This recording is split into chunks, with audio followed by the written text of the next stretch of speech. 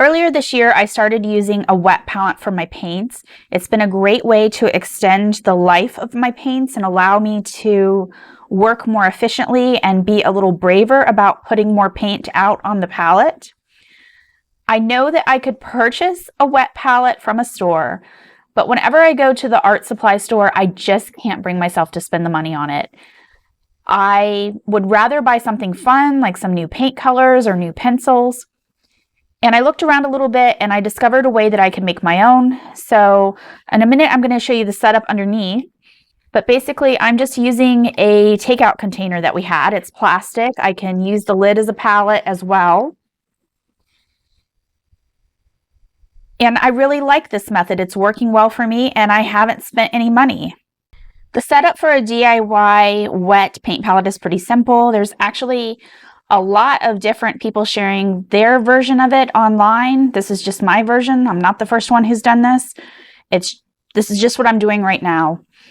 All you're going to do is get some paper towel. This is 2 layers of paper towel. You could also use like a very flat sponge, and you're going to just wet it slightly. You don't want it soaked. You don't want water in the sides. I don't know if you can see that, but it's just wet.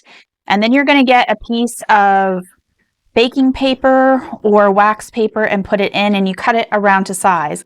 This is just brown baking paper. It's like a brown parchment paper, and I just carefully push it in. If I need to, I can trim off the sides a little bit, and then you just put your paint in and you're ready to go. So I've only had one issue with my DIY palette, and that is that sometimes some of the colors mix together. And I think this has to do with the type of paint that I'm using. I'm not sure if this is an issue with the types of Stay Wet palettes that you can purchase. For the most part, it works really well. The paint stays wet for weeks at a time. Like I said, though, some of the more fluid paints tend to mix. So I try not to put a lot of the fluid paint out. I try to use just as much as I think I'm going to use. I use a lot of different paints. I've used the Golden High Flow acrylics. I've used Liquitex Basics fluid acrylics. I've used the Golden regular fluid, so both high flow and regular fluid.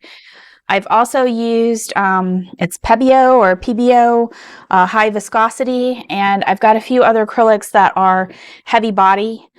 I use also acrylic inks. So obviously the inks kind of move around on the palette a lot as well. Again, for the most part, everything does stay wet for a long period of time, just sometimes things move around a bit on the palette. Not the medium, not the high viscosity, the medium or the heavy bodied acrylics, but the high flow acrylics move. If you've used some of the Stay Wet palettes that you can purchase in the store, let me know if you have a problem with your high flow or your fluid acrylics moving around on the palette. I'm just kind of curious. Overall, though, this palette system has worked very well for me. I even mix on the lid and it still stays, well, this one's drying up a bit, but sometimes it stays a bit wet on the lid for a while. You can only do this with the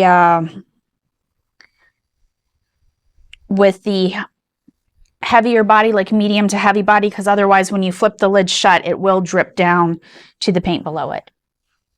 What I really like about using the Stay Wet palette is that when I'm done with it, I end up with these pieces of paper that I can use for collage fodder or for other projects.